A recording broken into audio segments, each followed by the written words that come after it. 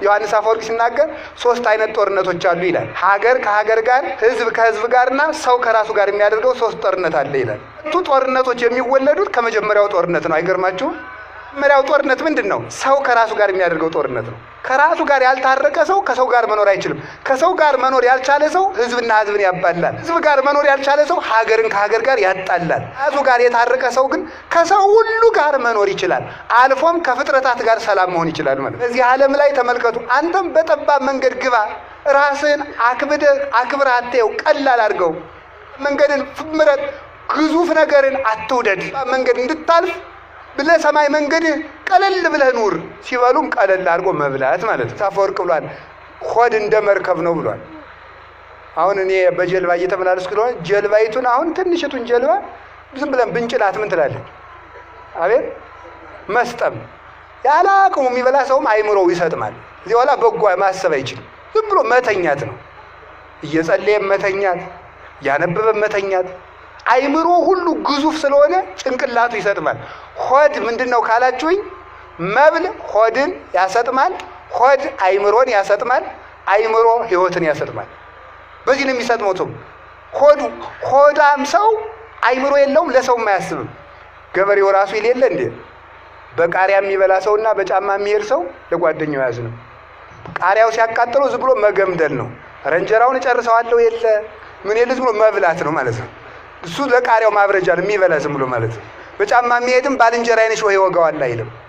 ስለዚህ ተመልከቱ፣ ለባልንጀራ እንዳናዝን የሚያደርግ ምንድነው? ሆዳምነት ነው። ቅዱሳን ወከማው እያጽቆሙ ለጻድቃን ይላል ፍኖት መቃን ዘዝንቱ ዓለም። ልክ እንደዚህ ሁሉ ለቅዱሳን አባቶቻችን ሁሉ ጠባቡ የዚህ ዓለም መከራ አላስጨነቃቸውም አለ።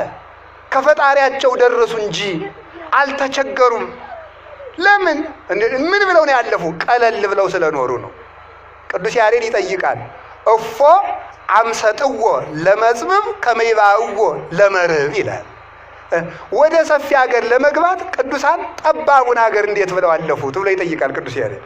እንዴት ብለው አለፉት ይልና ደሪዮሙ ወታጊሶሙ ታግሰው ነዋ ይላል። ታግሰው ጸንተው አለፉት አለ። ጠባቡን አልፈው እንዴት ከሰፊ ሀገር ተደረሱ? እና አቡነ ተክለ ሃይማኖት እና አቡነ ገብረ መንፈስ ቅዱስ እንዴት ይሄንን ጭንቅ የሆነ ዓለም አለፉት ሲባል ታግሰው ሰውነታቸውን አቅልለው ወደ መንግስተ ሰማያት መግባት ቻሉ። ጠባቡን ዓለም አለፉት። የሕፃናት አንዱ ጠባያቸው ይህ ነው። ከቃሉ ጋር ናችሁ? እግዚአብሔር ከሁላችን ጋር ይሁን። ሌላው ሕፃናት ሳይመረምሩ ይታዘዛሉ። እስኪ ሳይመረምሩ ይታዘዛሉ በሉ። ምን ሳይሉ ይታዘዛሉ? ሳይመረምሩ ይታዘዛሉ። ሳይመረምሩ መታዘዝ ምን ማለት ነው? አይ ይሄ ነገር አይሆንም፣ ይሄ ነገር አይሆንም አይሉም፣ ይታዘዛሉ። እንዲህ አድርግ እሺ፣ ይሄን እንዲህ አድርግ እሺ። ሲደረግ የታየው ሁሉ ያለ መመርመር ይታዘዛሉ። እንደዚህ ሁሉ ለፈጣሪያችን ሳንመረምር መታዘዝ አለብን ይላል። ለአባቶቻችን መታዘዝ አለብን። አባ ጳውሎስ እና አባ ዮሐንስ የሚባሉ ሁለት አባቶች ነበሩ እና ደቀ መዝሙሩን ምን አለው መሰላችሁ? ከቃሉ ጋር ናችሁ? ሂድና አሉት። ሂድና ከጅብም የሚበልጥ ከነብርም የሚበልጥ ከአንበሳም የሚበልጥ ከዘንዶም የሚበልጥ ከአውሬ ሁሉ የሚበልጥ አንድ ጨካኝ አውሬ ነበር። ያ አውሬ እየመጣ መቃብር ቤት ውስጥ ከብት እያደነ በግ እያመጣ ይመገባል። ሂድና ከዚያ መቃብር ቤት ውስጥ ከዚያ አውሬ ስጋ ቀምታ አምጣልኝ አለው።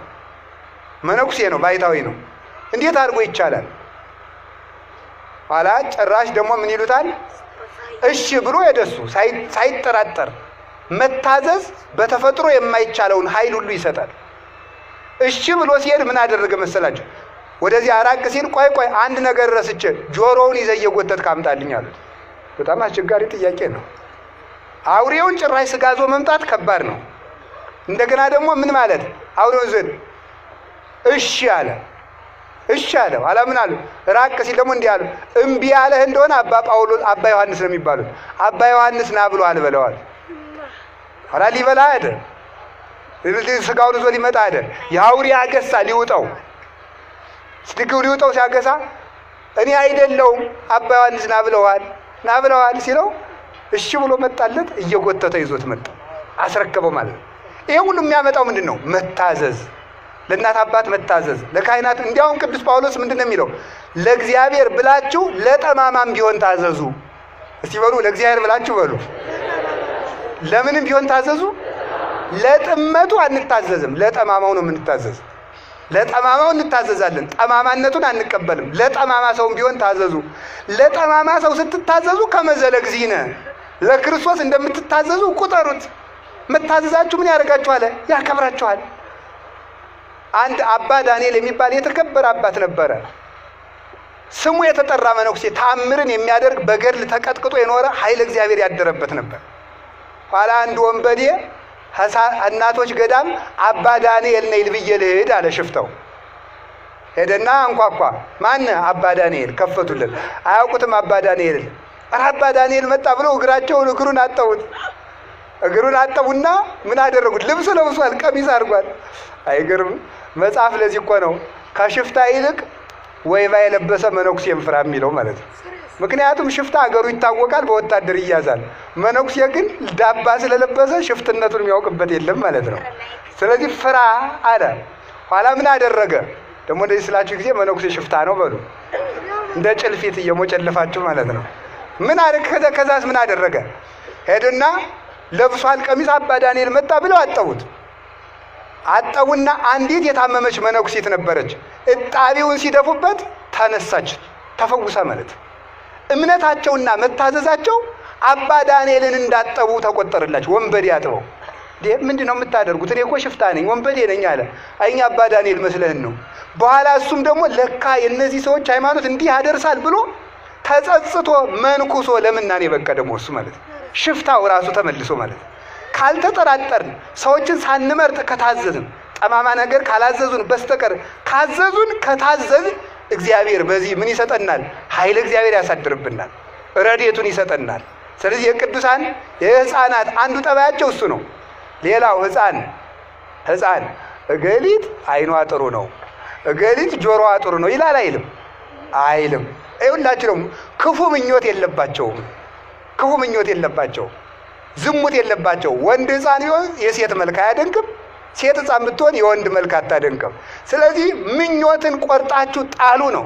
አይ በዚች ነገር ያስተላለፈው መልእክት ብዛት ምኞትን ቆርጠህ ጣል ነው። ምኞትን ለመቁረጥ አይንን መመለስ ነው። ቅዱስ ዳዊት ሚጦላ አይንቴ ከመይራ ከንቶ፣ አይኖቼ ከንቱ ነገርን እንዳያዩ መልሳቸዋል። አይኖቼ ከንቱ ነገርን እንዳያዩ መልሳቸው። ማን ያለ? ቅዱስ ዳዊት። የሰው ልጅ አይምሮ ከካሜራ በጣም ብዙ ሚሊየን ጊዜ አቅም አለው፣ ቀርጾ ያስቀራል። እና ሰውን ትክ ብላችሁ አትዩት እሺ። መልኩን ይቀርጽባችሁና ሌሊት እዚያ በኋላ ያን ሰው አምጡ ይላችኋል። ይሄን አይንህን መልስ ነው። ወጣቶችም አስተውሉ፣ ሴቶቹም አብዳችኋል መቼም። እውነቴን ነው። ጨርቃችሁን እያሳጠራችሁ ራቁታችሁን ፎቶ እየተነሳችሁ ልቃላችሁ። ወንዱ አይኑን አፍጥጦ እዚያ መዋል። አሁን እኮ እንኳን ጻድቅ ወንድ ጀግና ወንድ እንኳን አናገኝም። ወደፊት ጅላጅል ነው ዝም ብሎ ማለት አልቋል።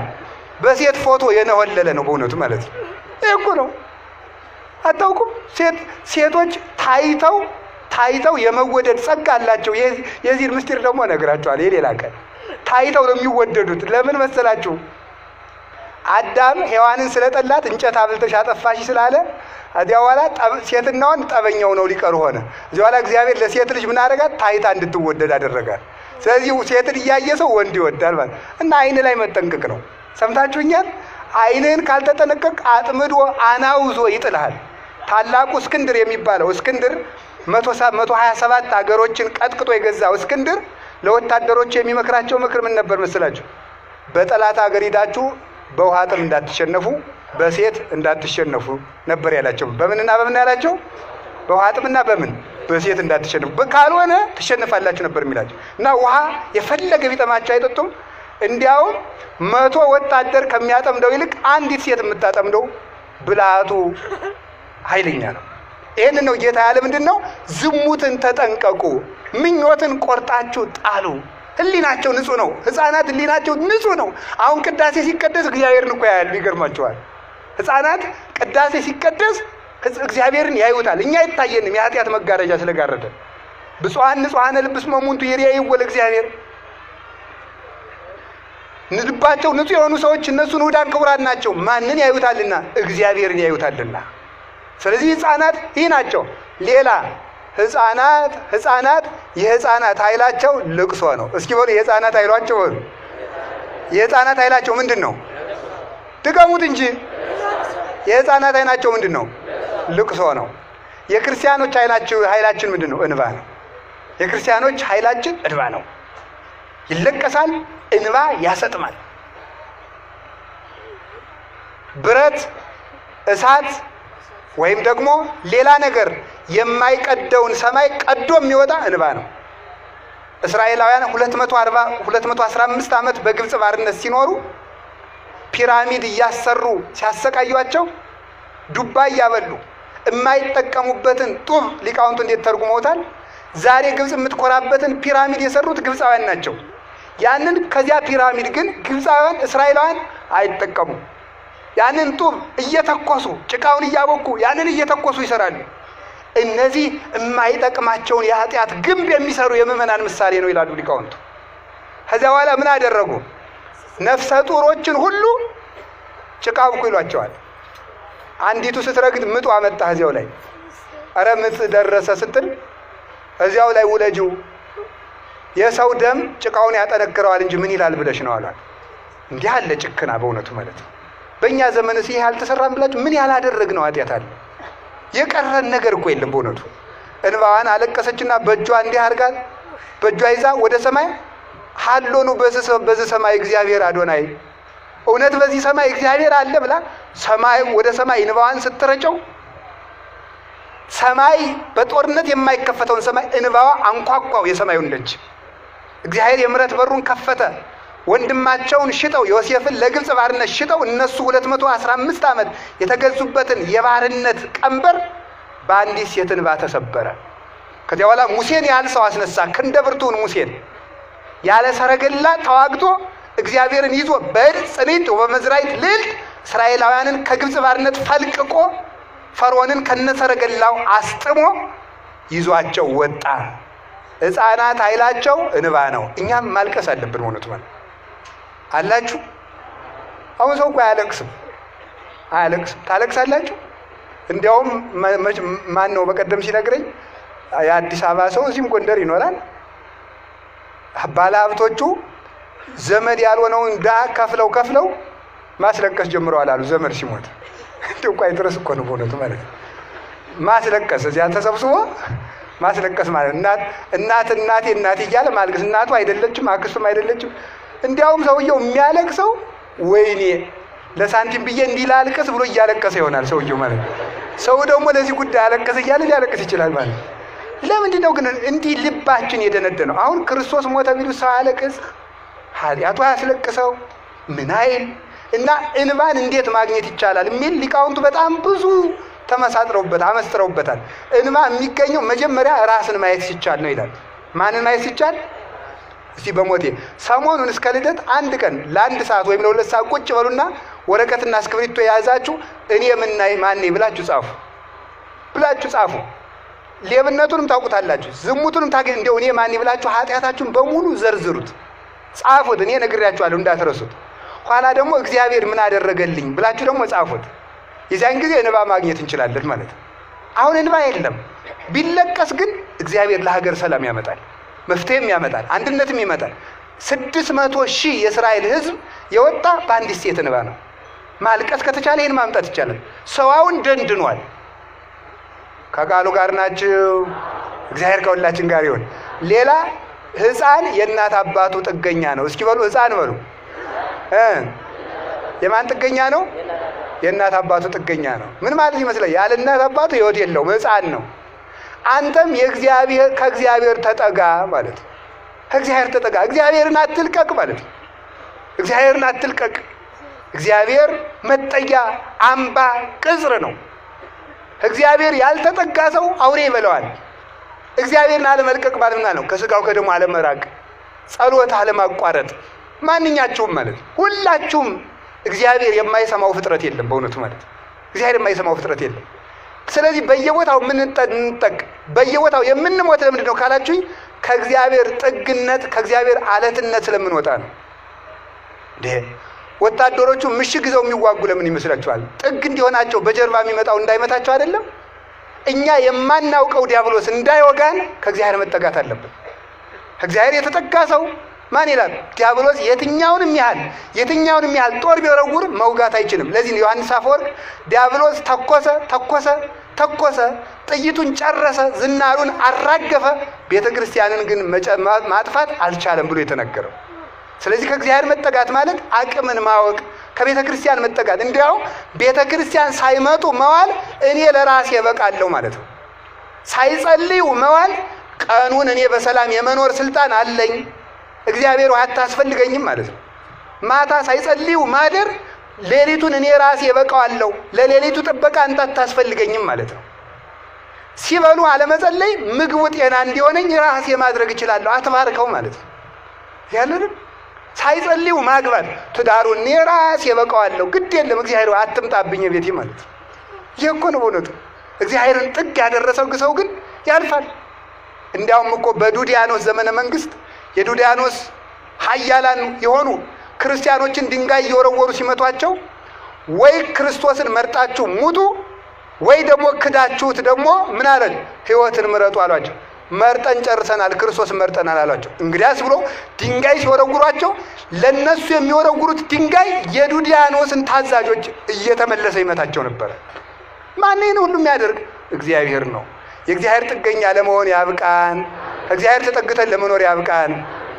ሕፃን ልጅ ማን የሚያስብለት? እስኪ ንገሩኝ፣ በሉ ንገሩኝ። ለኛ የሚያስብልን ማን ነው? እግዚአብሔር ያስብልናል። አትጨነቁ። አሁን ስንጸልይ ሁሉ ጸሎቱ በሙሉ የሚያልቀው በጭንቀት ነው፣ በጭንቀት። ለዚህ ነው የሰኞ ውዳሴ ማርያም ደርሰን ዮሐንስ ወንጌል ደርሰን የምናገኘው። ለምን? ጸሎቱ ውስጥ በጣም ብዙ ጉዳይ አለ። የዛሬ ሳምንት ምንድነው መሆን? ለገሌ የምከፍለው ብር ምንድነው? ወደፊት የምኖር ከየት ነው? ከማን ጋር ልኖር ይችላለሁ? እገሌ በቀደም ተከናንሞኝ ምን ሆኖ ነው? ጸሎት ላይ ነው ሁሉ ሪፖርት የሚቀርበው ማለት ነው። ለምንድነው ስትሉ እግዚአብሔር ያስብልኛል ስለማንል። እስኪ በሉ እግዚአብሔር ያስብልኛል በሉ። ማን ያስብልናል? እግዚአብሔር። ሕፃንን እናቱ የምታስብለት ከሆነ እግዚአብሔር እንዴት አያስብልን ነው? ፍጠረኝ ሳንለው የፈጠረን የማይዘነጋ አምላክ እንዴት አያስብልን ነው? ግድፍ ላይ ለእግዚአብሔር ህሊናከ ወውእቱ ይሴሰየከ፣ እንዲህ አድርገህ ኑር ለማለት እንደ ሕፃናት ሁኑ አለ። በመካከላቸው ጠርቶ ያቆመው ሕፃን አግናጤዎስ ምጥው ዘአንበሳ ይባላል። ይህ ሕፃን ጌታ ታቅፎ ያስተማረበት ከቅዱስ ጴጥሮስ ጀምሮ የሮም 3ኛው ሊቀ ጳጳስ ነው። ጌታ ታቅፎ ያስተማረበት አግናጤዎስ በዚህ በሮም አደባባይ ላይ ክርስቶስን ካልካድክ ለተራቡ አንበሶች ወሩረን እንጥልሃለን ብለውት ነበረ። እንጥልሃለን ሲሉት ምን እንዳለ ታውቃላችሁ? እንዲህ ነበር ያለው፣ ክርስቲያኖች መምህር ለጊዜው ሃይማኖቴን ክጃለሁ በልና ሰንብትልን እንድታስተምረን አሉት። እሱ ግን ምን ይላቸው ነበረ? ወደ ጌታዬ ከመሄድበት ከመንገድ ላይ የምትቆሙብኝ ለምንድን ነው አላቸው። በሞት በኩል ወደ ክርስቶስ እንደሚሄድ ያውቀዋልና። ታውኝ እንጂ የአንበሶች ጥርስ እንደ ወፍጮ አድርጎ ይፈጨኝና እንደ ንጹህ ስንዴ ለጌታዬ ለኢየሱስ ክርስቶስ መስዋዕት እሆናለሁ። በአንበሶቹ እፈጫለሁ፣ ከዚያ የጌታዬ መስዋዕት እሆናለሁ። እኔ ለክርስቶስ የተዘጋጀው የበቀልኩ ስንዴ እኮ ነኝ ብሎ ነበር የተናገረው። እንዲህ ያለ ቆራጥ ሰማዕት ነበረ። በኋላ ተመልከቱ፣ እሱን የገደሉት ኃያላኑ ጠፍተው የእሱ ዘር ግን ሰፍቶ እነ ቅዱስ ፖሊካርፐስ ሰፍተው፣ ሌሎቹም ቅዱሳን እነ ቅዱስ ሄሬኒዮስ፣ እነ ቅዱስ አትናቴዎስ፣ እነ ቅዱስ ቄርሎስ የክርስቲያን ደም ዘር ነው የሚባለው። ለዚህ ነው ዘር አንዱ ነው ይዘራል፣ ብዙ ሆኖ ያፈራል። ክርስቲያኖች አንዱ ነው ይሞታሉ፣ ብዙ ሆኖ ይበቅላሉ። አግናጤዎስ ብቻውን ሞቶ ብዙ ሊቃውንት